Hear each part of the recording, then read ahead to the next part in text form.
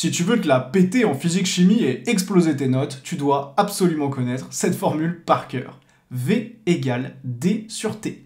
Tout simplement. Retiens cette formule et c'est le 18 sur 20 assuré. Alors V évidemment c'est la vitesse qu'on exprime généralement en mètres par seconde ou en mètres fois seconde moins 1, c'est la même chose. D c'est la distance parcourue qu'on exprime généralement du coup en mètres, puisque si la vitesse est en mètres par seconde, eh bien la distance elle est en mètres. Et T c'est le temps, donc la durée qu'on va mettre pour parcourir la distance, dont on a parlé juste avant. Si on est en mètres par seconde pour la vitesse, évidemment, eh bien la durée elle sera en secondes. Donc vitesse mètres par seconde, distance mètres, durée, seconde. À partir de là, tu peux faire tous les exercices niveau collège qui vont te parler de vitesse moyenne par exemple. Voici un petit exercice d'exemple que j'ai sous les yeux. Un cycliste a parcouru 5000 mètres en 600 secondes. Calculez la vitesse moyenne de ce cycliste. Du coup, c'est super simple. Pour avoir la vitesse moyenne, tu fais V égale D sur T. Donc V égale 5000 sur 600. Et ça te donne une vitesse moyenne de 8,3 mètres par seconde. L'exercice est torché, c'est 18 sur 20. Si t'as rien compris, il n'y a aucun problème. On a fait des centaines d'exercices corrigés sur novelleclasse.com en physique-chimie. Pour y accéder, tu cliques sur le lien dans ma bio et tu peux créer ton compte gratuitement